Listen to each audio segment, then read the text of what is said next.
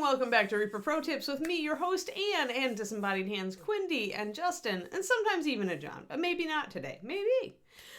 Xylophone, thank you. 25 months. Very cool. You are past your double sub-anniversary and working on your triple sub-anniversary. Hello, hello. Hello, hello, hello, hello. Hey, Jedi Jared. Hello, Ultra Squid. Been a while since I saw you guys. At least in chat. Hello, everybody. Hi, hi, hi. We're on Thursday. That means tomorrow is Friday. It also means I'm streaming later today on my own channel on twitch.tv/paintingbig. So, come on over, hang out if you feel like it. I'll announce that later in the stream too when we have a few more viewers, but let us go to the cam of Doom. Thank you, Quindy. Doom cam. All right, we're going to start a new model today. I've not done a single thing to this. I took it out of its package and, have just been staring at the vast amounts of mold line and all the rest of the stuff that we need to do to get this ready to paint. And that is what our stream is going to be, is prepping, much prepping. I have all sorts of tools. I have my little grindy tool if we decide to get that out later. And my mask to use with it, since you never want to grind resin without that. Hold on. I'm getting a Justin message. Oh, okay. It's just we're good to go. I figured that. Thank you, Justin.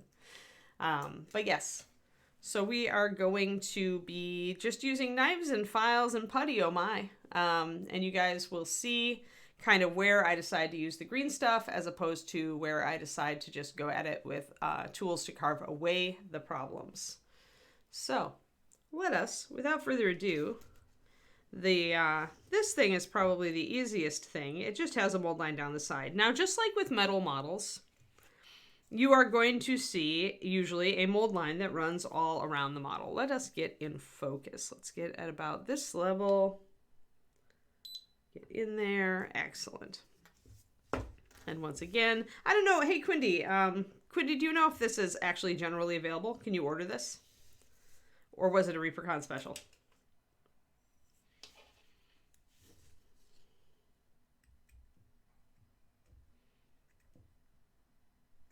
I will say that I do like to use a hobby knife for everything I can on resin. And the reason for that is you never want to breathe resin dust. And the knife makes little shavings instead of dust. So essentially, no, all gone. That's a bummer. Well, you can use this. These techniques are the same on any resin or, for that matter, any large like bones piece that you may want to prep. So the bones bus, you'd be using pretty much the same stuff. Although more of a knife, you wouldn't necessarily use files. Hello. Yes. So yeah, but when I'm doing resin, I do like to use a knife because it makes these little shavings. And so I can essentially not wear a mask while I'm working with it. It's not going to make the tiny particles and the dust that are so bad for you to breathe. So instead you will get tiny resin shavings. And if you've got, good knife control, you can do pretty well on this before you have to, if you want to smooth off the surface, because the knife will leave little, kind of flat spaces because you're slicing. So if you can't get a good finish with your knife, you will have to reach for the files, and then you definitely want to put your mask on. So I will be masking at various points today to do various parts of this. But first, I just start off with a quick pass with the knife. I try to get it more or less flush. This is a great place to use a knife because it's kind of on the flat edge of the cloth. And this is going to happen. When you've got a rough spot, you often will see pitting underneath it. When you take it off, you'll see bubbles. That definitely happens. You can also use kind of just a really lightweight pressure on the knife to get, a little more of a burnishing effect on it. Not as much chunky. You're not taking off as much. You're just scraping a little bit. Kind of like when you use the back of your knife to remove mold lines. You can do that on resin as well. To just kind of use, this isn't even the sharp end, but you can scrape an edge with this. And since you're not using the actual blade, you can sometimes even kind of take down any rough spots that you left with your knife by using the back of the blade. And I tend to clean my area a lot when I'm doing this sort of thing. I don't want to leave any particles out here to get into the floor.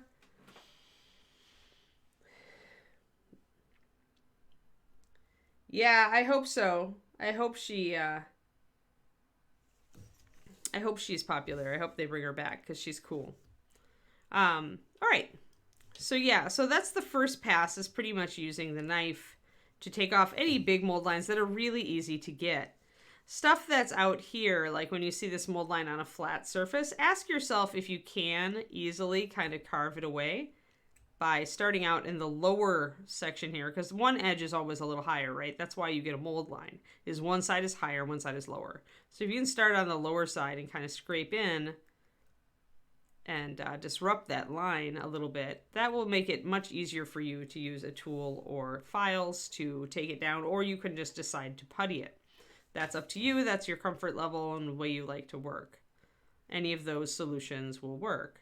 Here, this mold line is very shallow on this side, so I'm just pretty much using, I could even use the back of my knife again, depending. This is a little bit concave, so since it goes in, it can be harder to remove mold lines from those areas, and those are areas where I often will end up using putty. This one is shallow enough that we could probably get this mold line just with a little bit of work to take off that part and just kind of level it down, because it's a very subtle mold line. It's not very deep at all. But something like this, where you have this mold line that goes down into the crack deep on this hat, there is no way you're going to get in there with files and a knife to take that sucker out. It's deep and it's in a concave area. And because of that, this is one where we're going to whip out the green stuff to putty this in. So it changes depending on the depth of the mold line and where it's placed and how hard it is to get at with a tool. But often if it's a concave surface, meaning it's indented and there's a mold line in it, that's going to make it really difficult for you to get in there with any tool, and that's when you reach for the green. It's just going to be easier. Maybe working with green stuff sounds harder to you, but it's going to be easier than trying to take off that mold line cleanly. So, yeah, one would hope we would. I mean, the big problem with bringing back resin busts, I think, is just supplies. Like, just being able to get them done. The resin house we work with is very, very busy and has time for limited run stuff, but I don't know what their schedule's like. So it can be, because there are so few good resin houses, it can be hard to get supplies when you're doing a resin bust. So if she does come back, she may come back as a bones bust for the next Bones Kickstarter. I would not be surprised to see that. All right, so we take that mold line off, take that mold line off. And that's a side here where a file could come in handy. Again, any of these long, smooth sides where you really don't want any knife artifacts, I'll come in with the file. I'm just going to do it. I'm going to get to the point where I need it, and then I'm going to come in with the file and put my mask on to do the filing. But I'm going to get as much as I can. Do your big work with your knife, and then do your refining with your files or your drill thing. I could use the drill for a lot of this, but a lot of you guys don't have the drill, so I didn't want to use a tool that a lot of people don't have, although I will show what it does a little bit later. We may use it to try to get on the interior of that hat, actually. So this, and when you're looking at this, make sure that you don't accidentally slice off. You may think it's a vent, but you got to make sure that you're not actually slicing off like a connector point. Like if there's a little peg or something, make sure that it is a vent and not the end, and make sure it's not like a peg that actually helps peg the part into the model. So you got to double check that. So this has a good fit, I'll say right away. I'm going to look at it and kind of see, because I don't really need to worry about the mold line on the top here as long as I've got a good fit, right? Because it sits all in there. And as long as it has a good fit, I don't have to worry about the top of this at all, except for the tiny bit of mold line that's sticking out, which is over here. Get my little shavings together and put them in my trash. Always have a handy trash in your work area. I'm sure most of you already know that simple rule of miniature painting. There we go. And then there's a mold line that goes on this side that you can see. I'm using really light pressure when I use the knife. I'm not bearing down on it. My blade is not super, super sharp. When you first get a new blade into your knife, be very careful. Both because, you know, one, you can cut yourself, and two, because it'll gouge the surface more.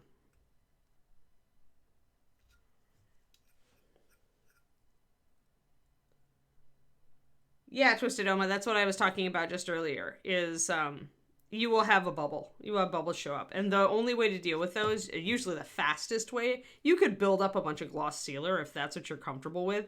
But the easiest way, I think, to fill bubbles is just to use green stuff. One pass, it's done. You don't have to worry about it anymore. And it's just much quicker than... I most of the time, I find that green is going to be quicker than most, like, of the sealer fill kind of stuff technique. A lot of people really like using sealers to fill small imperfections, and sometimes I find that they will work. But to be frank, like, I can do it so much faster with green. And then if I need to do any sculpting on the surface or correction, I can just do it because I'm already using green stuff. Because I'm already using the right tool. So I will admit, I'm not a fan of doing the whole, like, using sealers to fill stuff, and I typically just don't do it. I typically just get the green stuff out. I'll essentially wait. Yeah. And as far as this, I actually like the hat. I was planning on cleaning her bandana anyway, just to, you know, show you guys essentially, like, how to do it. But I'll tell you, my interest in painting the hat disappears if we decide not to use it. So I'm going to find it much easier to paint the hat actually on her in place. So and also I think the composition of the piece is better. Like, because that's the other thing is composition. When you're thinking about what parts you're going to include. So when I plug in her little thing, the composition of the piece is okay. But when I add the hat, it just does so much more. Like, then the piece is much more interesting, I feel. I feel it has limited interest this way. You could do a freehand pattern, a really cool freehand pattern on the scarf, so that's up to you. But for me, if I'm painting this, I think the hat is really kind of a cool part of it. So for me, there's no reason to leave it removable. I mean, it's not a gaming figure where you want to maybe have your figure be able to, like, appear two different ways. It's a display figure. So, leaving the hat removable just doesn't really make sense to me. Either you like it with the hat or you like it without the hat. That's just my way of thinking, though. So, ooh, that's a nice big gap. See that nice little connector? Ooh, that's going to be fun. That'll be side cutters time. And maybe some resculpting. So, right. So, it's cool that the hat is removable. Oh, it would change shadows hugely. And that's the reason to leave the hat off, actually. The valid reason in my mind to leave the hat off is that the hat is going to cast a huge shadow over her face. And so if you want the emphasis to be on her expression, you need to think about that. So if I put this hat on, now notice the hat goes slightly to the side, and that means that this side of her face is going to be in shadow, and this side probably isn't. There's going to be, especially if you make an oblique light. So if you make a light coming from this, see how the light falls on one side of her face and casts the other into shadow. Now that is a very cool effect. And so actually, now I'm thinking that's yet another reason to use the hat, is that it gives you more interesting lighting effect on the figure. But if you just want to paint the figure simply and practice faces, I would leave the hat off. Because trying to practice faces at bust scale for the first time and throwing a lighting effect onto it, is probably going to be very frustrating for you and make it a lot harder than it has to be. And it's not necessarily going to reach your goals of trying to paint faces better. Like, painting faces better, try it straightforward first. And even Kirill said that when he was like, when we were in class in his seminar, and we were all choosing a photograph to work from on our bust. And he's like, if you aren't, if you're a newer painter or if you're not as comfortable with light, then choose a light source that's from overhead and very simple and not something dramatic or weird, because you're still learning how to do faces basically before you go and start throwing all sorts of like screwballs into it. Does that make sense? So also, before you start this bust, ask yourself what your goals are. What are you trying to learn here? What are you actually wanting to practice? There's a lot of different surfaces on this bust, and all of them could be good practice surfaces. But you should probably focus in on, before you decide the hat question, you have to focus in on what you're trying to learn. And if the answer is, I want to learn to do bust faces, the answer is leave the hat off. Or at least leave the hat off, for now, and maybe you repaint it later. Or maybe you got two of these, and you can paint one with the hat and without the hat. That's up to you. But yeah, all those things to consider as you figure out how you're going to tackle like this model. And you should be thinking about this while you're cleaning it. I mean, while you're cleaning the model is the best time to think about, oh, do I want to paint a pattern on this bandana? Oh, what am I going to do with the face? Do I really want the hat? This is the time. You're spending quality time with the model. I mean, and this is why actually I just sit and prep. I don't usually distract myself with like a TV show or something. I actually want to spend time thinking about what I want to do in the model. So music is okay for me, but a podcast isn't. I'll usually just listen to music so that I can still think, instead of getting involved in the podcast and ignoring what I'm doing here. I want to actually think about what I'm going to do with the model while I'm prepping it. And again, your work style may vary, but it is one tactic, and one way to kind of decide some stuff is to think about this stuff while you're working on the cleanup. So I'm going to grab my side cutters, because I'll do the hat next. We'll do her last. So we've got this cleaned up pretty well. We still have a bubble to fix, and we probably want to file the edges a little bit. The underside looks good, and all the mold lines are removed, and it's a good fit. So we're looking good there. When you've got a high quality resin, I just want one more little run at that mold line there. Hold on. When you've got a high quality resin, you often won't have mold lines of this caliber. You'll find sometimes, like, there are some really good resin shops, small resin shops in Europe, and that do just the small runs of busts, and you'll get busts from them, and it'll be like pristine. You'll be like, wow, there's like almost nothing to do on this. But you'll also get busts that need a lot of work. So this is all good information. Alrighty. So one thing you may wish to do, and I will do it right now just to show you guys best practices, is because this is a 3-part model that's fairly complex, I'm going to list on a little sticky note or piece of paper, whatever you want to use, things to do. So bubble on scarf. So essentially, if there's little things that I want to make sure I remember to do in the middle of doing all of this, I'll note there's a little bubble on the scarf, bubble on scarf. Clean up edge scarf. That way I don't mix up my green stuff, fill in a bunch of stuff on the hat, and then forget that I had 2 bubbles to fill on the model and the scarf. Because it's a lot of pieces, and there's going to be a lot of little bits to take care of. And you're going to, maybe if you make a to-do list, it's just likely you're going to be very efficient and get through your prep work faster. So when you're dealing with this, the last thing you want to actually do is do this, because the protuberance here can push your cutters back, and you can actually take off part of the hat. So what you want to do is actually go at it from a couple different directions so that you can get a good slice without hitting the hat brim. So there's one chunk. Then we'll go at it from the other direction. And it's much easier to keep your tool up against the area that you're trying to not damage when you come at it from this way. Any side cutters is good for resin. Resin's a very soft material, so you don't have to worry about using, you can use a hobby cutters for this.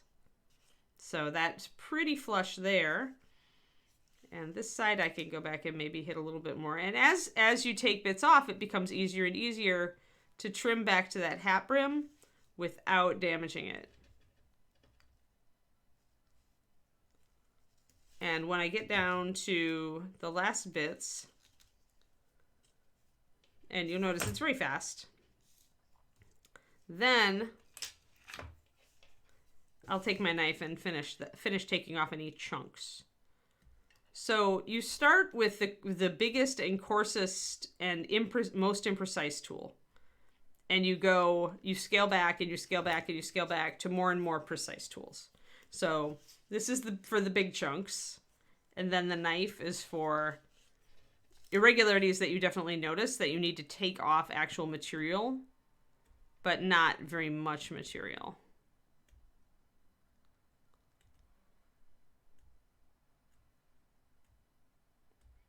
And a lot of painters won't use knives. Like there are definitely people I know who kind of go yee when they see me like use a knife for so much of this stuff.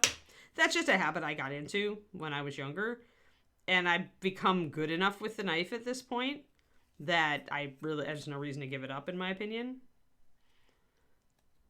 So how you want to run it is up to you. If you're not comfortable with the knife because you find that you gouged the mini a lot, then go with files. So we've got another bubble here, and see it right on the rim there. Bubbles will often hang out around mold lines and vents. It's the most likely place to find little buggers, though they do show up, in a lot of different places. So this is good. And even though this is a concave surface again, it's big and broad, and so my knife edge is good enough that I can kind of scallop it around and take off any mold lines. Though I am going to make a note, bubble on front tip of hat.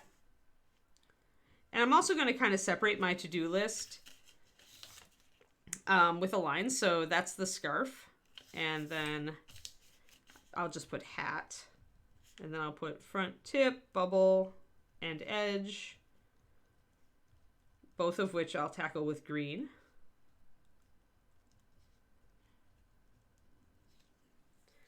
And once I have this list, I can also just go into it before I tackle anything and kind of separate it out into stuff that I'm going to do with files, stuff that I'm going to do with the grinder, or stuff that I'm going to do with green. And then I can be very efficient.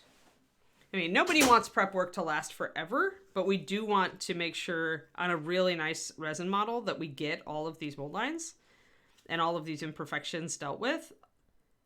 Because trying to deal with it after you start painting is just never ideal.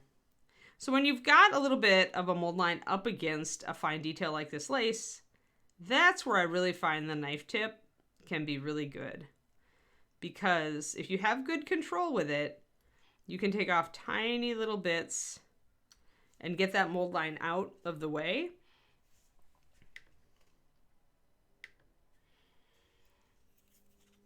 So a little mold line right here. See it? But with my knife tip being so exact, I can just buff that right out and not touch the lace. And that's where I find files just don't give me that super fine tip that my knife gives me. So I find it much easier. And even like a mold line right on the lace, I can use the tip of the knife to kind of buff that and get it right taken care of.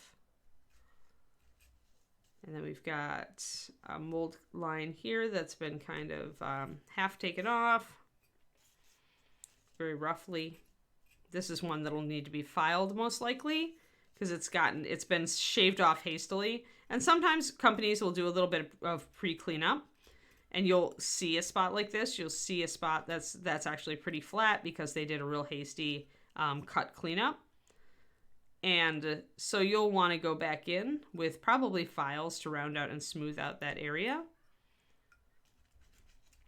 You could also go back with green if you feel like you want more of a rounded area and it's flattened out a lot. That's up to you.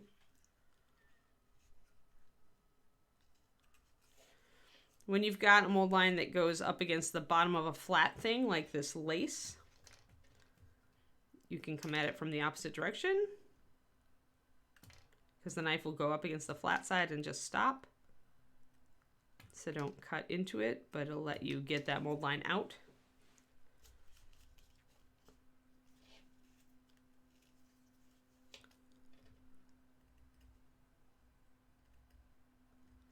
Yeah, this might need a little bit of green, because do you see that? There's still a little bit of a recess where the mold line was, which is probably why they shaved it off. It's probably a pretty bad one. Back here. So I may do some green over this. We'll see, we'll see. We'll see if the files are up to it or if they're not. We do have a little bit of mold line. They've been pretty good about where the mold line goes, but when you've got a mold line that comes across like it does here, this little piece of, see it? They're right there. This little piece of ribbon, but the ribbon itself is flat. So it's actually pretty easy to do what we did on the kerchief and come at it from the part that is lower down and just kind of shave it off. Just be gentle because you are dealing with detail, even though it's pretty flat detail and it's fairly large.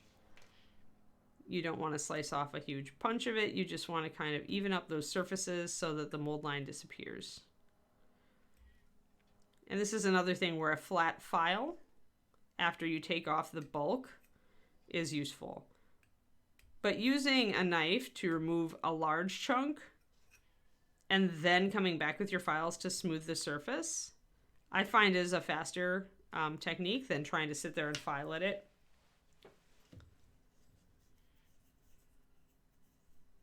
Oh, this is just one of the Reaper. I mean, it's just a, gosh, I don't even know. Like it's a surgical scalpel with surgical blades. Number 25 blades, I think. I don't remember. It doesn't matter. I could do this with any X-Acto. I just like the scalpel blade myself. For no particular reason, except that I like this angle. But I mean, I've used a regular shaped X-Acto for this for many years as well. This is, once I just started at Reaper, this is the knife that Reaper uses for their mold cutting. And so that's the knife that I got when I needed a new knife, was because Ed was already ordering those. Yeah, keyword in the effort is patience. And you wouldn't have cut the lace, Skelly, as long as you don't have a super sharp knife. Because this is actually pretty solid. And as long as your knife isn't like super fresh and super sharp, it's not going to just effortlessly, I mean, a resin is hard enough, it's not going to slice through that. The key is to aim your edge downward so that it really stops, like, so that it's aimed into that cut, right? It's aimed into that cut. So that even if you do cut in, you're cutting along this, like, edge that is sculpted on. So, and if you feel really that the knife will just, like, make problems for you, then, like I said, you can always do files or green. It takes a little longer for files. Or you can use the drill tool that I'm going to be using in a little bit. And I may use the drill tool actually on this. So yeah, let's try it. Let's try it. Let me get the little mold line off of this little piece of ribbon. Also, when you're doing mold lines, always switch position. Notice how we didn't even see these mold lines until we switched and looked down on the surface. A lot of times with resin, because it's faintly glossy, it's gonna like kind of disguise itself like that. And so it pays to look at it from a couple of different angles.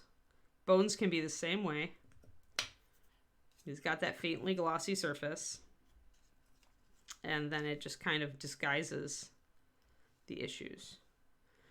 Yeah, and you shouldn't feel bad about cutting away some of these ribbons anyway, because as you can see, they're very thickly sculpted.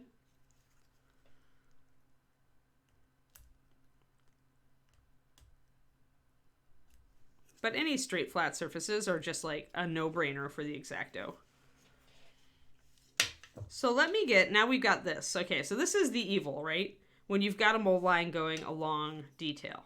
So usually I will try to get as much as I can with the knife.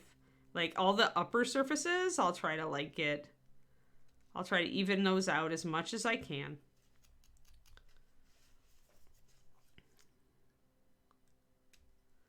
And often if there's a mold line through hair, if I cannot make it, if I think I can't do it with the knife, I will use green stuff at that point. I will fill in this area with green and just like press down to mimic the texture, because the texture here is easy. It's just like press your tool down and make lines. So green stuffing this is actually pretty easy and pretty fast. Turgeon, it's dated information. Like I no longer use like a mix of gunk in my paint because we added Flow Improver to Master Series, so I no longer like make that gunk mix. But a lot of the stuff that I cover in that is still like useful. I do things so differently now that it may be actually useful just because it's a snapshot of a different painting style at this point. I have changed up a lot of what I do. So the answer is yes and no. I mean, there's also a lot of Jennifer stuff on there. And that's almost the only place you can get Jennifer video. And she's a master. So, yeah.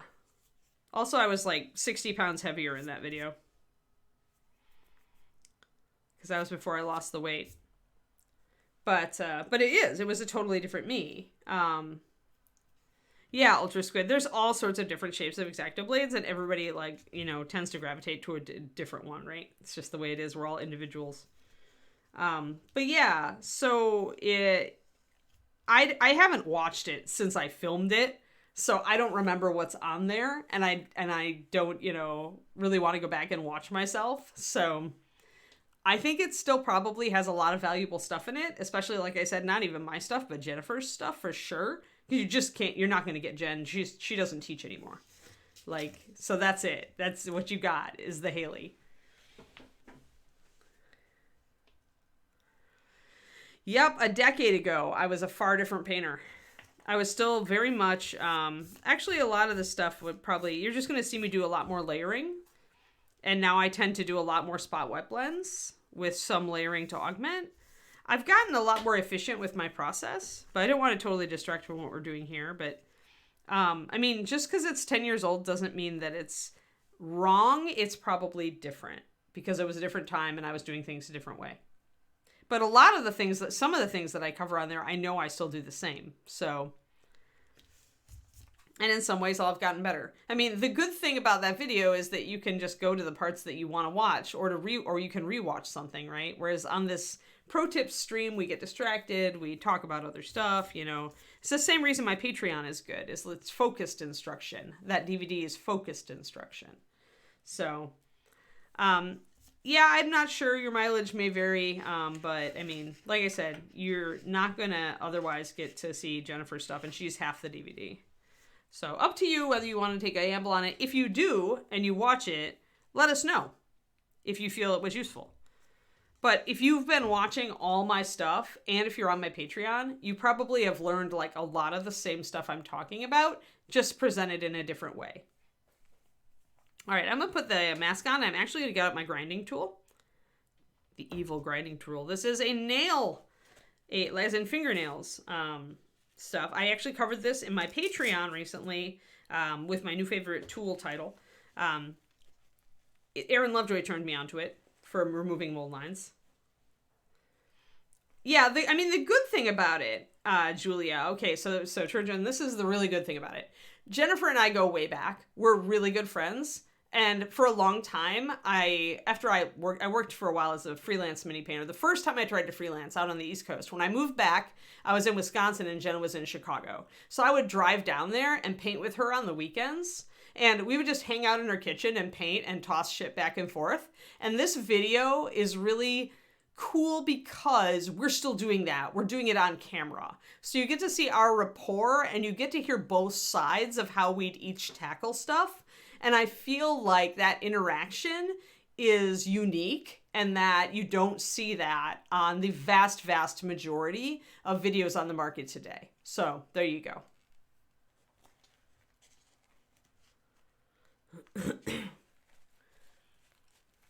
Yeah, the before I put this on, the $5 level is definitely all about like color. So if you need help with like colors and what to shade and highlight them with, and you know how to things they might be useful on, then $5 is your tier. $10 has a bunch more video stuff of how-tos, of course. And anyway, that's patreon.com/paintingbig, and now I won't talk about it anymore. All right, I'm gonna put on this mask and do the grindy thing. And this is always fun because of my hair and the Velcro.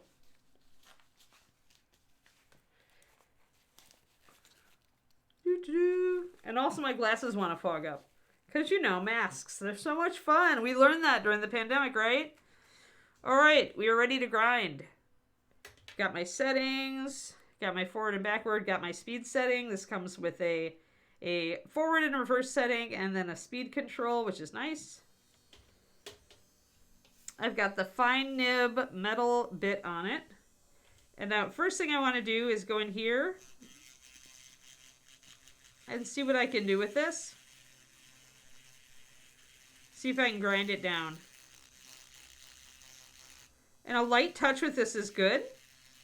You can see how fine the dust is, though, coming off of it, and that's why I'm wearing a mask.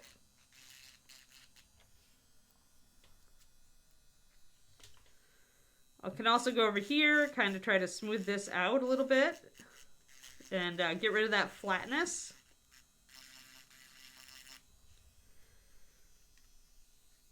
And then I can also use this to do this, and this is the big thing I'm gonna try. See if my tip is fine enough.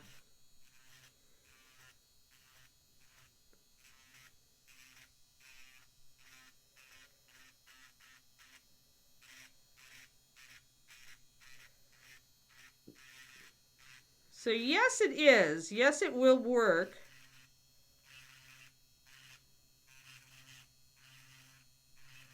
It's very easy to control this. It doesn't catch at all. It's just like kind of using a pen with a little bit of vibration. And you have to press pretty hard. You would have to press pretty hard to get it to really take off stuff.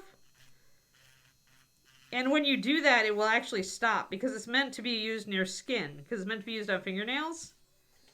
Let me turn this off. We'll do part of that way. Now I'm going to brush off my surface before I take my mask off.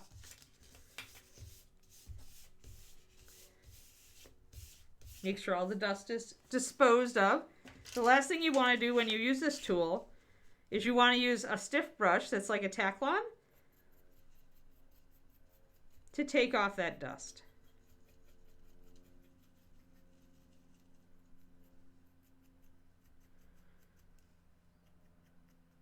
There.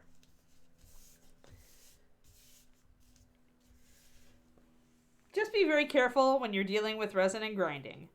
Whether you are using a file, this is another technique we could do on these feathers. So let's try this.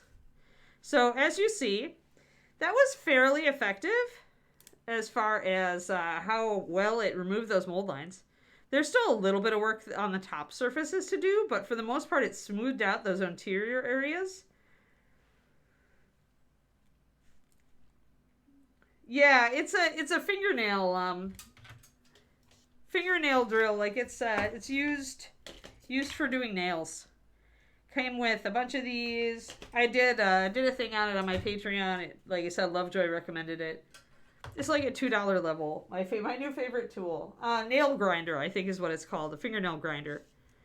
And it's essentially a mini Dremel that has a safety catch, so it can't really hurt you. I don't remember which brand. I mean, there's a bunch of brands and they're all the same chibi. Pretty much. I did just get a whole new accessory pack for it, though. Which actually has a even finer drill bit. So I'm excited to use some of this stuff. It's kind of cool looking. I'm sure I could get way into it. So let's do the file. Now the file we can use in general across the top to take some of this excess off. I'm using a very fine diamond file here. The coarser ones will create kind of a coarse texture, but the coarser and bigger ones will take off the material a lot faster. The finer the grit and the smaller the file, the more it's good for detail work, but not your big work.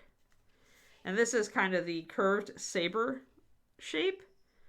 I tend to use this or the round a lot. Sometimes I'll use the flat, but more often I'll just use the flat of this tool.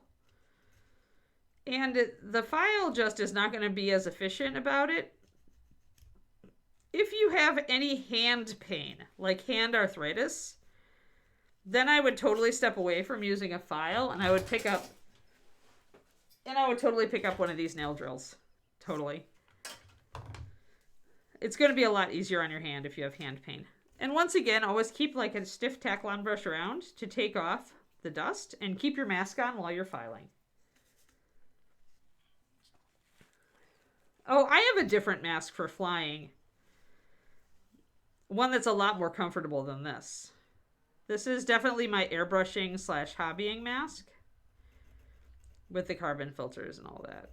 But this is from RZ Mask, and that's it was Greg Zuniga that recommended this company to me, and I do like this mask. So yeah, so you can also take your file in and, go painstakingly into all the divots to get all of everything out.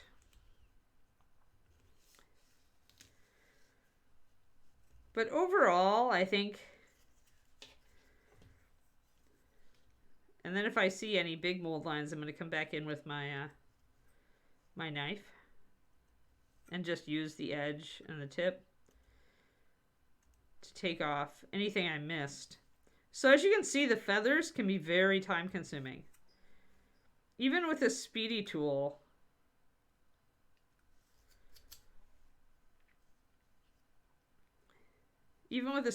they can be a bit time consuming. I think that's pretty good. Sometimes also it helps to prime and see. Sometimes your eyes will kind of pick up an irregularity on the surface, but then when you prime it, that little irregularity is gone. So do a decent finish on it, but don't get super obsessive. Just feel like you got almost all of it, and then test it by priming it. You can always adjust and do kind of a touch-up with brush-on primer. So although you should be persnickety, you should not be completely overboard, or you will just never paint. And that would be a shame.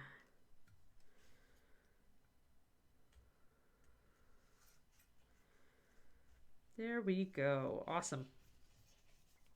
Sweet. I am going to do one more run with the drill over here. See that line there? It's so shallow. There is a slight bubble on the feather right there. Now, whether you want to fix that one or just have it be kind of a little nick in the feather is up to you. It's totally feasible to have the feather have kind of a split in it. So it can, there are a few times that I endorse the whole it's not a problem, it's a feature thing, but sometimes on things like this, I think you could. The other thing you can do is try to slice, because we have a fair bit of thickness here, is you can try to slice down and see if you can get past the bubble. If the bubble's very shallow, sometimes you can do that and get it to a point where, yeah, like there. So now it's almost not there, and the minute I put primer on it, it'll be fine. So that's another thing you can do with bubbles. Now, it does happen, and it's definitely a thing that with bigger bubbles, often as you slice in, the bubble just continues down like a wormhole into the resin. And that is sad but true. That does absolutely happen. Oh, I just got mine on Amazon. They're totally cheap. Really inexpensive. And Aaron likes the grinding discs, and on Amazon I was able to order different thicknesses or different grits with those grinding discs. But I find more and more that I just like the diamond. Just like a diamond file. I mean, it's essentially a diamond file on a drill, right? It's a little bit more coarse. If I could find a finer one, but usually they have more buffing things. But yeah, so this is a very useful tool. I'm going to get the other side of the feather. Get in focus. There we are. And because this mold line is so very shallow, this is a pretty good tool for this. Like this side, this is not a deep mold line at all, so I don't need to do much to get it to look good. It's just little tiny bits. And I hate to say it, but when I first tried this, I was like, oh my god, this is fun. Like, it makes removing mold lines kind of fun, because it's not stressful, and you don't have to really wrench at it. But yeah, nail drill or nail grinder. There's a whole bunch of different brands. They're all, like, probably super cheap and from China, but... I told Lovejoy he should figure out who actually makes them and get a rebranded version. That's the Lovejoy version. Sell it on Miniature Monthly.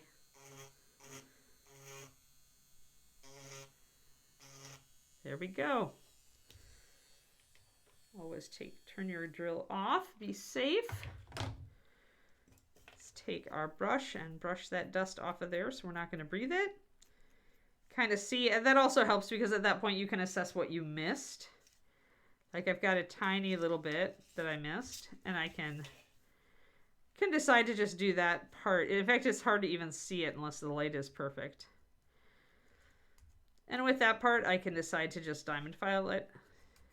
Just go quick in with the diamond file and try to get that little tiny bit of mold line gone. You notice that I like prep tools that have very narrow, tiny points on them, and that's so you can get into all those tiny crevices.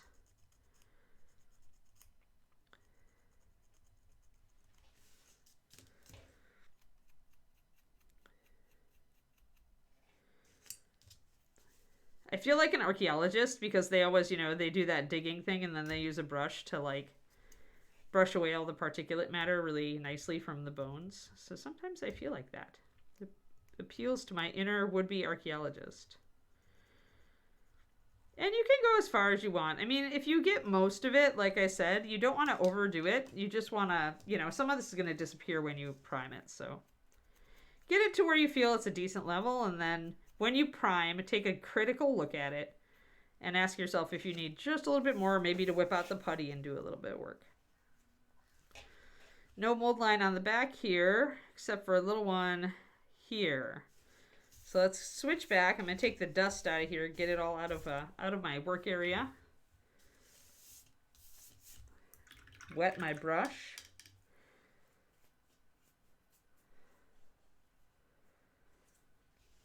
All right, so then we'll take that, hello, Daffodil. So I'll take my mask off. Actually, no, I might need it again, so I'm just going to pull it down. We'll be wearing a scarf today on the show. And let's go back to the knife to tackle this part. And then I'm going to get out the green stuff for this part, because even with the drill, this is a lot to take off, and I feel like it's just going to be so much easier to green it. And since I already need to use green stuff on bubbles anyway. Oh, also, this is the sort of bubble I probably wouldn't bother with, because I know I'm going to be painting a shadow down this area. So I'm betting that the paint is going to fill this in pretty well. And I could always take some primer and probably fill it in enough that it's not an issue. So... all right, so let me just kind of glance at what I've done here and see if I need to note anything else. Side.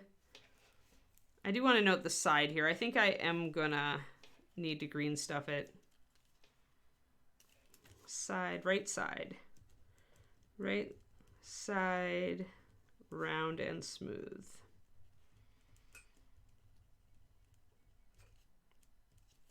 On our to-do list so that we don't forget some of this stuff. Alrighty. Excellent. And we still haven't done all these nice little vents, but that's okay, we're getting there. We're working our way around the hat methodically.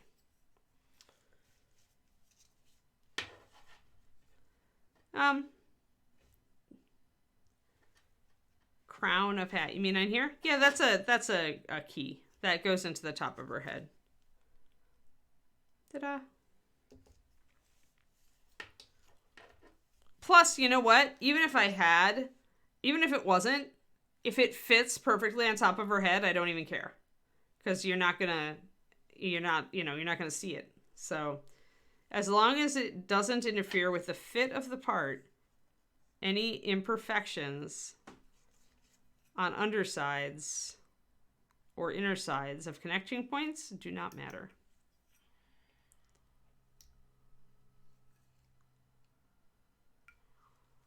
Just trying to get the bottom of these little ribbons. They do have a little bit of extra connector point there.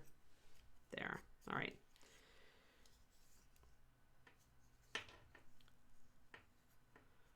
And I actually need to get a little bit more mold line here. Missed a mold line.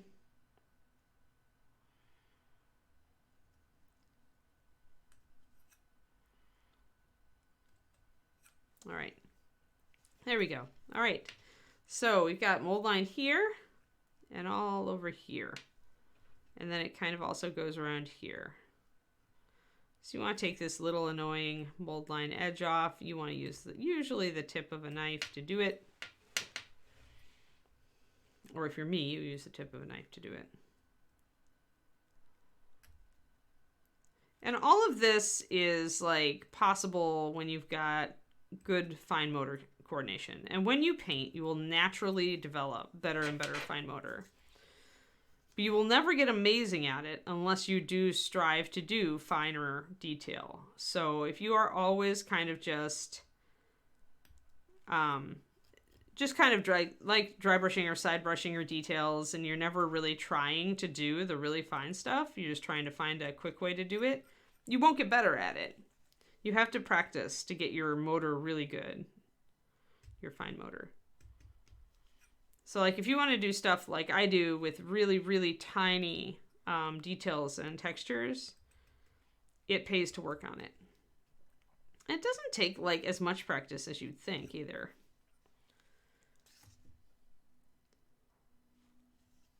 This part, that's a mold line. So I'm going to do a fill there.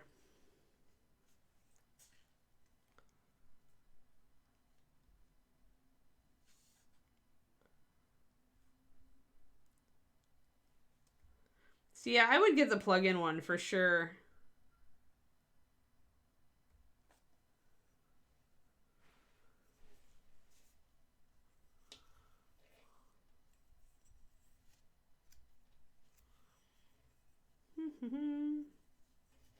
Alrighty. But yes, I like the grinder. Do make sure that it does have several different bits. You can also buy extra bits on Amazon.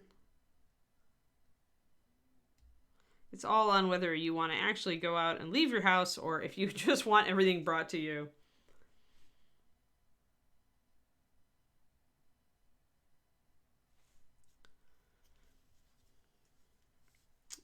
Oh, yeah, there is a little tiny hole there. You are correct. So, front of hat, pit to fill. So when it's something like that, that naturally you don't see when you look top down and always tends to be, you know, unless you look at it from the front, you wouldn't see it. Then you definitely want to note that on your little to-do list. Otherwise, you're going to forget until you start painting, and then you can be sad.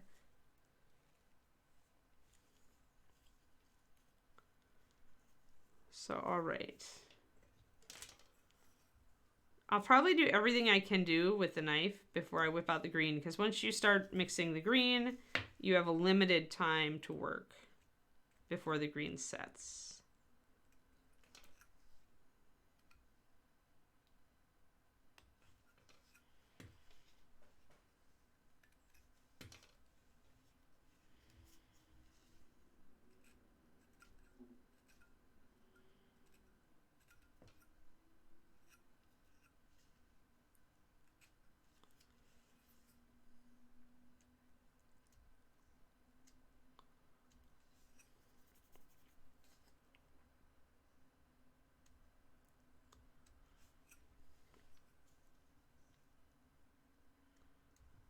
All right, so there we go. We got a nice bit of that mold line carved out. That worked pretty well. But this side, this is in, so you really can't get your knife in there at an angle that's good, and it's deep, and there's like almost a double mold line. That's exactly the place where you're going to use green stuff. But before we whip out that green, let's take this side down and see if we find anything else we need to use green on. So we're going to take off this mold line with a little bit of knife work.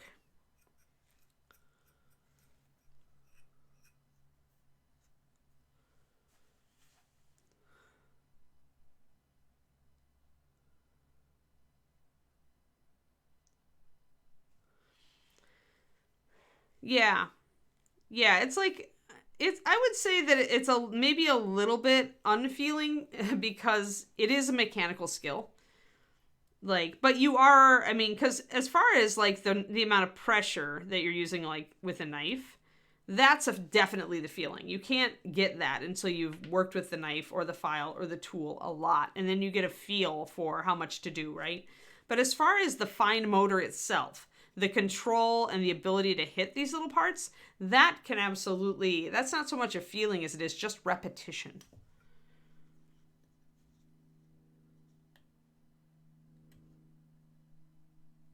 But there are definitely parts of the hobby where you want to get to that feeling point, that gut feeling about what you should be doing when. I would think, actually, the biggest feeling thing, I think, in our hobby is paint consistency. Really matching, really understanding paint consistency, so you don't even think about how much water you put in. You just look at it and you touch it and you feel it and you know if it's the right consistency. And you can hit it 9 times out of 10 just with that. So that's definitely the dealing with a feeling thing. I like that phrase though. Thank you for sharing that.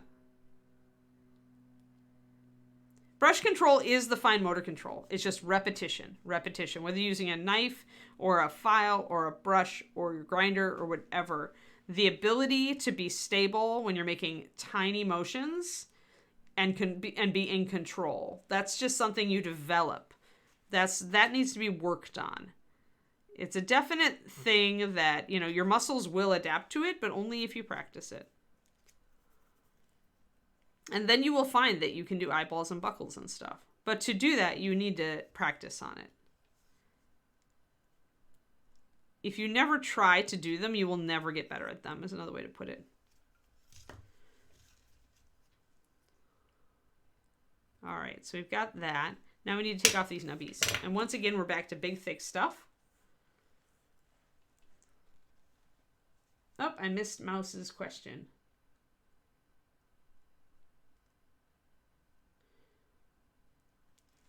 It's not abnormal, Mouse, unless you're in Europe. Like, I swear that European resin shops hand clean everything, like, to an amazing standard before they put it out the door. Like, most of the resin that I get from Europe is darn near perfect out of the box. There might be a mold line or two. Maybe. There might be a vent. But usually those things will be on the undersides or in, like, places that aren't that important. And some 3D print shops also vary. I think it's RPG Minis and more. They don't have a lot available yet, but they have a few things. And when I order from them, I just want to order everything from them because I get a print that's absolutely, like, takes minimal work.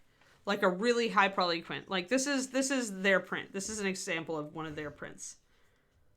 It's yeah, there's some little, you can see where the connections were. But look at her face. Like, there's nothing I need to do here. It's a really nice print. Whereas, and I won't mention who did this one, when you order from some other shops, you're going to be able to see, I can see the striations on a lot of this. Look at those feathers. I'm going to have to do some cleanup because I can see the 3D print lines, and they're everywhere. So resin will vary.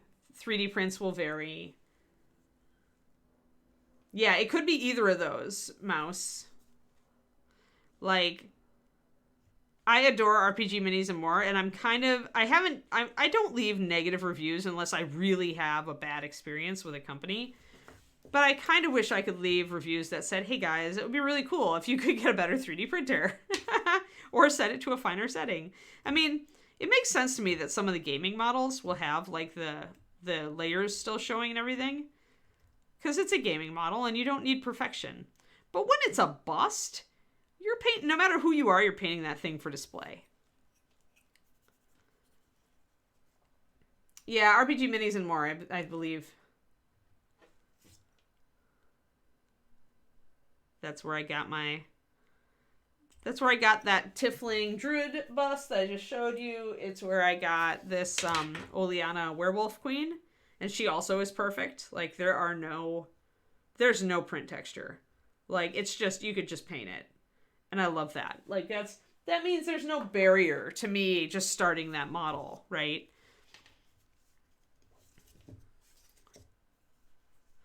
But yeah, resin places will also be different. Like, sometimes you'll have a lot that you need to do. And I mean, really, if you think about it, let's see, how long have I been doing this? We've only been on for an hour, and I already have, like, 2 pieces almost done. It will probably take me, let's look at her. It won't take me an hour to deal with the stuff on her, probably, until we get to green. She'll be a lot of green, because she's a bigger model, bigger chunk, so she's going to have more little pits. But when you get down to the green, that's going to be pretty fast, and there's just little spots. I don't see any really big mold lines on her until you hit like here and here. So, and I could probably tackle this one with my drill. Maybe you're in for 2 hours of prep, maybe 2.5 hours if you do a really good job. Hey there, RPG minis and more. If it's really you, or if it's just somebody who has taken on your face. I never know on Twitch, right? Because you can change your name.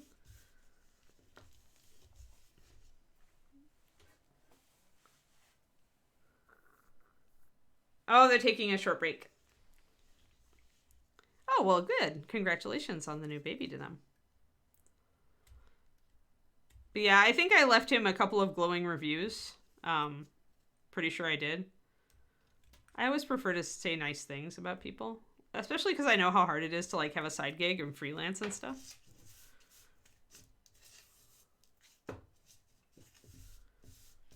Ah! Oh dear. Sweet. All right, we'll get this debris out of the way. It always annoys me when I get like bits of resin all over myself, so here we go. And we'll get to the arms pen, Derek. We're just not there yet. Be patient. I'm taking you through the process exactly as I would tackle it. And for me, it's really important to get one piece like pretty much completely ready for green before I move on to the next piece. Then I'll get that next piece ready for green. And then when we're all ready for green, then we'll green. So it may be that we will not touch green stuff until next stream on this model. But I'm not sure. I may touch the green on the smaller parts. Or I may touch the green on the main bust so that we can start it the next stream. Maybe wrong shop. I'd have to look up my receipt.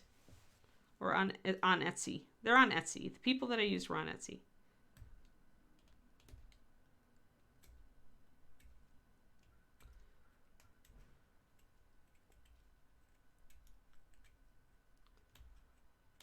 I will have to double check and get back to you guys.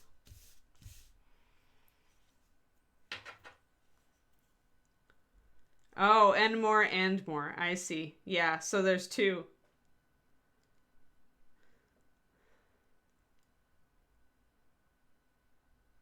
Yeah. Yeah, and give them that feedback, because there's gonna be, I mean, it's just like when you start up something like, oh, just for weirdness sake, it's even like YouTube. Like, if you want to be good on YouTube, you put some time into creating quality videos, right? So if you want a side gig with 3D printing, it's very competitive, just like YouTube. You're going to have to put some time into it.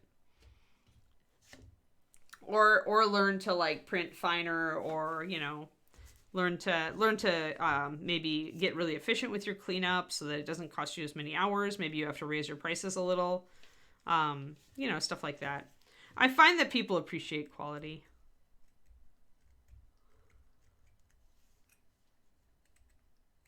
Alrighty. So that's pretty smooth. Now if I take, I want a bigger file for this one. Where's my big files? Big files, are you around here? Since moving, there were still a couple of things that I'm like, where did I put that? Where did I put it? I'm not sure. But I'll grab a bigger file anyway. Did I leave them over here? Nope. Yeah, I'm not sure where I stuffed them, but I'll grab a bigger file. So bigger diamond file. Pretty fine grit. Let's put our mask on.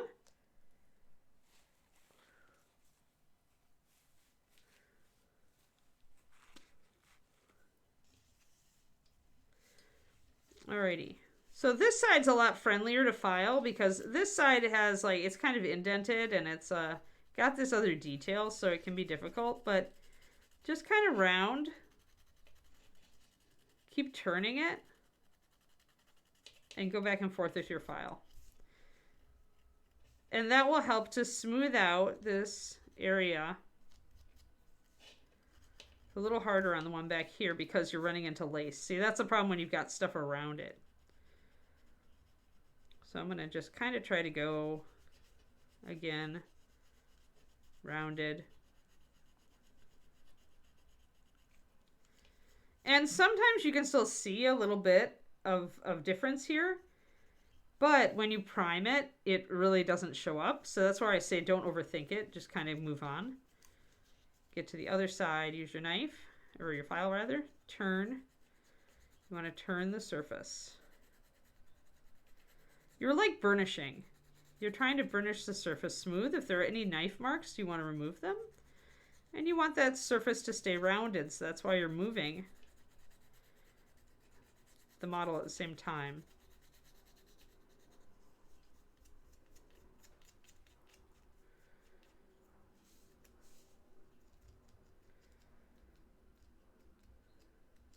Shouldn't have looked. You shouldn't have looked. No, you shouldn't have.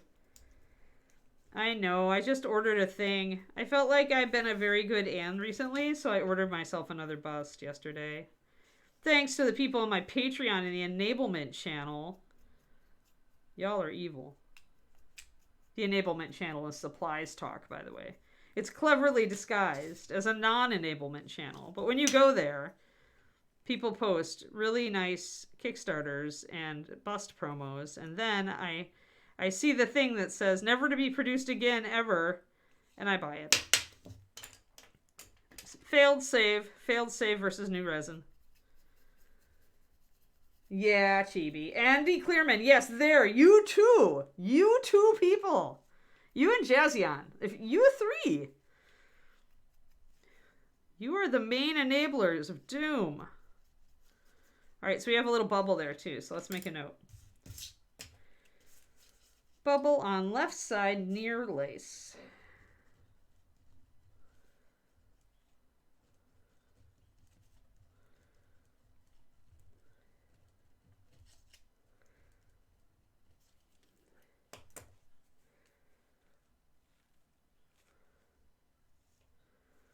Yeah.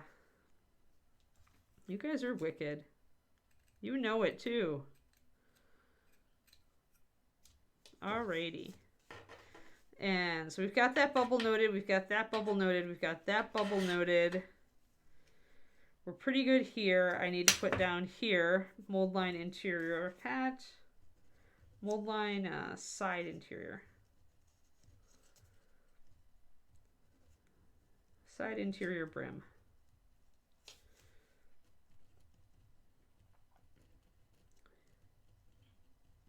So I'm getting quite the exhaustive listing in my little to-do list here of all the little things that I don't want to forget. Check the underside here. If there's anything small on the underside, like that tiny little bubble there, I'm probably going to wait and see if the primer will mostly fill it in. Nobody's really going to be looking up at it like this, so I can probably let that slide. And Check mold line on side after prime. Check mold line on side after prime. All right, so we are ready for green stuff for the hat. Now, Pendrake wanted me to tackle this, the arm here, the horrible, terrible, very bad mold line. Or at least to talk about it on this stream. So let's do that. Let me get my dust off of here.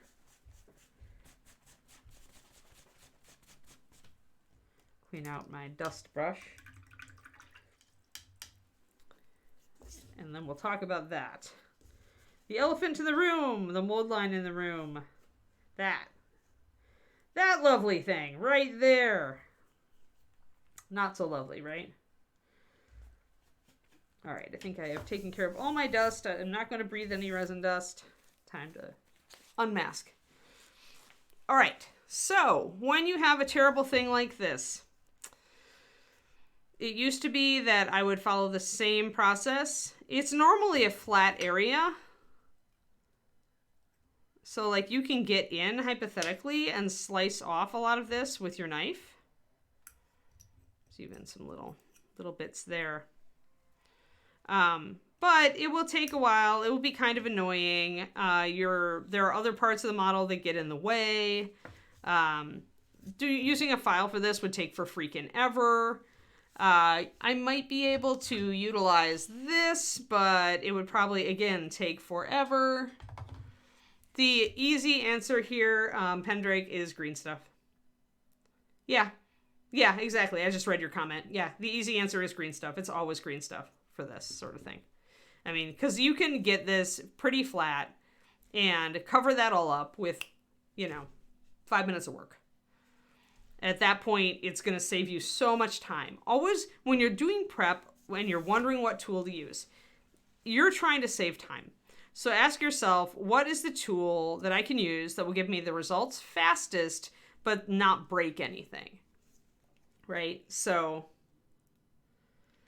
and that's again a green stuff. That's totally green stuff, Big Apple. Unless sometimes when this hair is sculpted very large, and I may actually go and change that when we do like more prep. But this, because these strands have such big gaps here, you can see how this tool could totally get in there and take the lines out. So because this bust is so big, but for sorry, I've got a little bit of dust to get rid of there. But otherwise, the answer here is the same as the answer here. It's green stuff. It's put a thin layer of putty. It's very simple to take a clay shaper and smooth the putty right over this. And it's going to cover up that mold line super fast.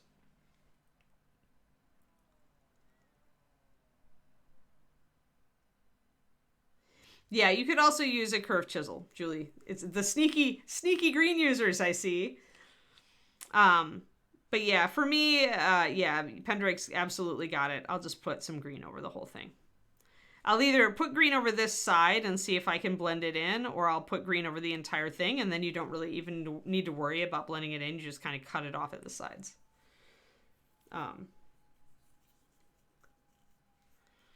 So yeah, up to you what you want to do there. But that's this side now. This side is really almost flush. This side I would probably use the file. So let me take a bigger, flatter file here. Wish I could find where's my big flat? There's a big flat. I have like a whole bunch of different sets of diamond files hanging around. Oh, is that it? No. I need to find my big fat ones.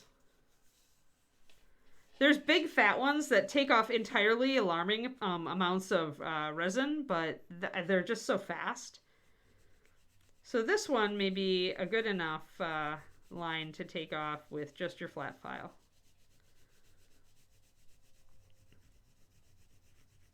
And again, I'm kind of using a circular motion. I don't want to make any gouges in the edges of this file. Could.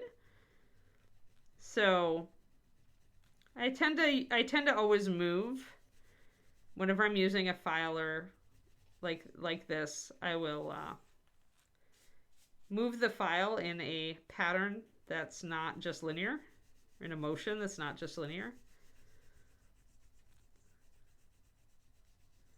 And I'll press actually pretty hard because this is flat and I'm not like going to take off like any fine detail. But you can see that it's taking a while. But it's not taking any longer than putting green stuff on it would.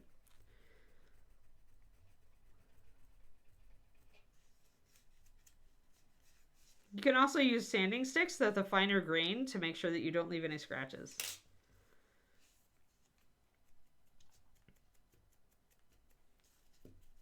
Again, take your dust off with a brush.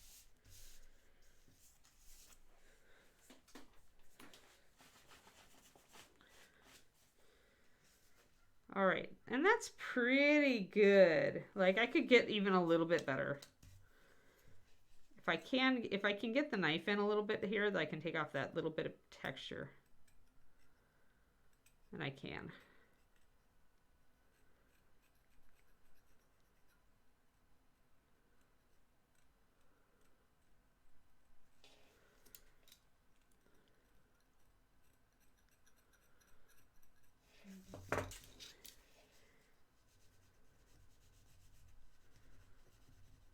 And you'll totally figure out which of if your files aren't marked or if you've lost their case, you'll totally figure out which files have the finer grain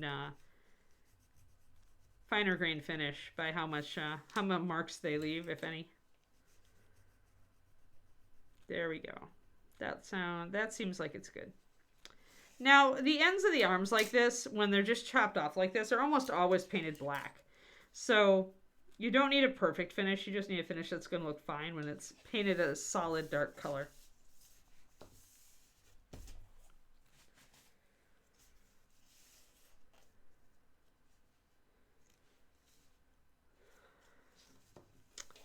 But yeah, so that's how we're really like whipping out a bunch of tools for this model, as you can see. Now there's other stuff we're gonna have to do with green stuff. See these little buttons on the epaulettes, these little gold beads. We have a hole in this one. Both of these on either side were used to create the vent points, but they've been really lopped off. So they're probably gonna need to be resculpted. So what I'm gonna do is actually, if there are any like ragged edges, I'm gonna kind of trim these off with my knife, leaving a good surface for me to just resculpt kind of the top of this little button. And there's a mold line down the side too. That's always fun. So I'm going to try to get at that with my knife. Because getting a file in there is going to be a little painful. Doable, but painful. This fine stuff, this is where you really start to sweat it and where you end up using a lot of green stuff. Because getting in there with any sort of abrasive tool and not gouging the detail is a challenge, even for me. Even for experienced hobbyists. And so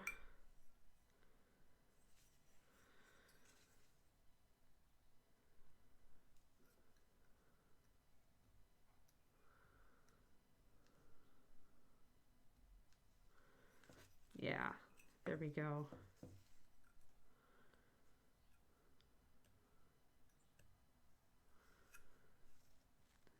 And then there's roughness here. We can see bubbles and, you know, this is very sharp and this is not. All of this kind of thing, I hate to say it, but it's a resculpt for me. If it's really just not, if it's really compromised, I'll do my best with the knife to get it to create a decent surface or something that I can work from. But I acknowledge to myself while I do that I'm probably going to end up resculpting this. So here's where all the titchy stuff happens. Where a mold line has gone through a detail that's very hard to excavate. And I'll do whatever I can before I take the green stuff out, just to give myself a good foundation to work from.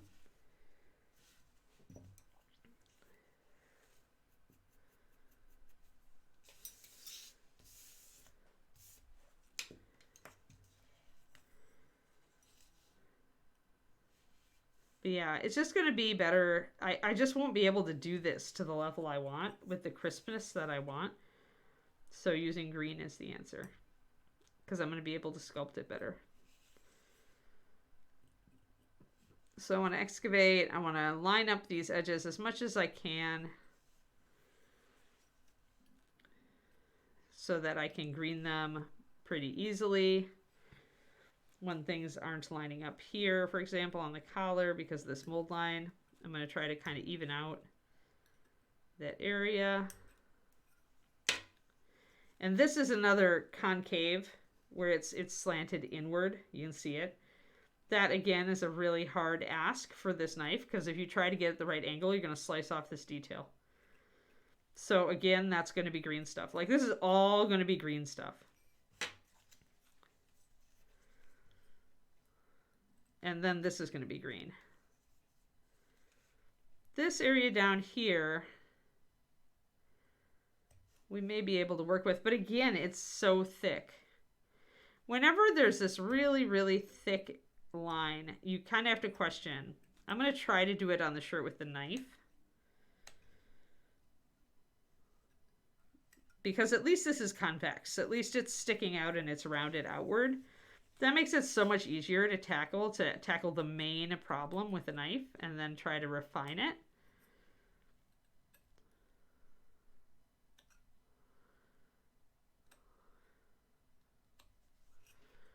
That's coming along decently. It's not terrible.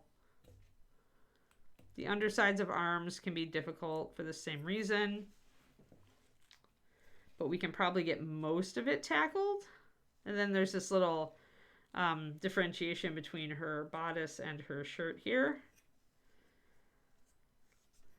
Or it's a seam line, I'm not sure which. Hard to tell. I guess there's seams. Yeah, I haven't deconstructed her costume at all yet. Like to figure out what's what. Yeah, see, this is difficult here to get in here without taking off a bunch of stuff. So that's probably another green stuff. So then when you're getting into the more difficult areas, that's when you typically pick up a lot more green. You end up doing a lot more greening. Big chunks and fine detail that you need to resculpt. That's really inconvenient to reach.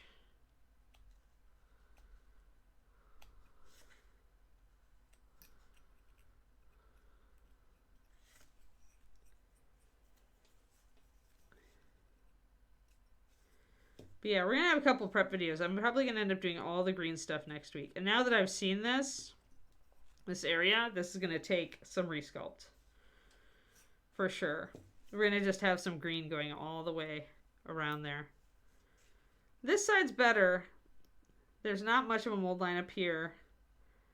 There's a little bit of some grit here in the, little bit of mold line here in the hair. A little bit of resin particles as well.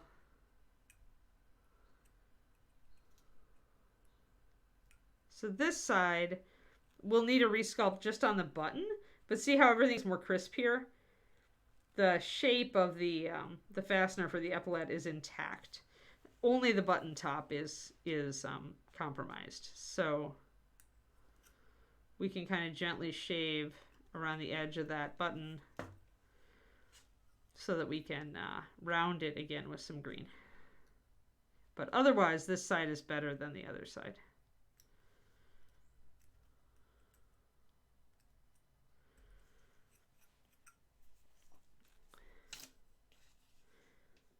There's a little bit, this is another area where you just green it, unless you can get a file in there and take it off, but there's a little mold line right here. See it?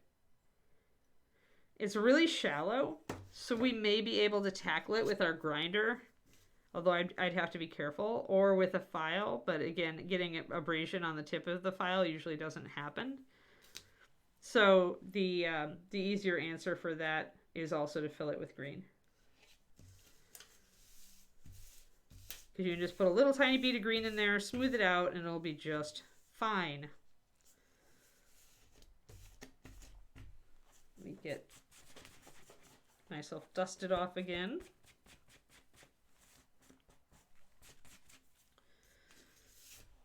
Resin bits get everywhere. This is the problem. But yeah, otherwise this side looks okay.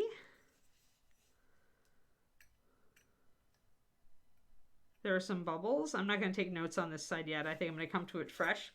When you've been working for a while, do take breaks because your eyes are getting tired, especially after an hour and a half of trying to like look at every bit of the surface and assess it. So I'll come back to this next week with a fresher eye on it and probably catch some things that I otherwise wouldn't catch. So there's definitely a point where when you're sitting here looking at everything so close up and trying to note what you're going to have to do and fix, where it'll benefit for you putting it down for a while, coming back the next day. I don't, Skullmedic. I was talking about this earlier. Is like, although the kerchief does give her some action,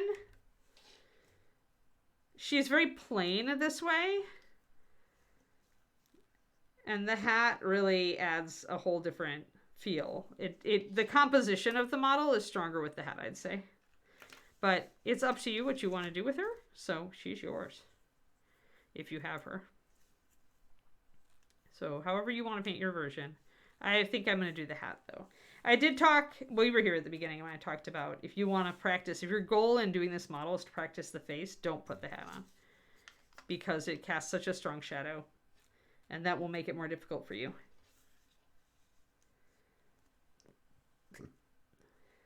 There we are.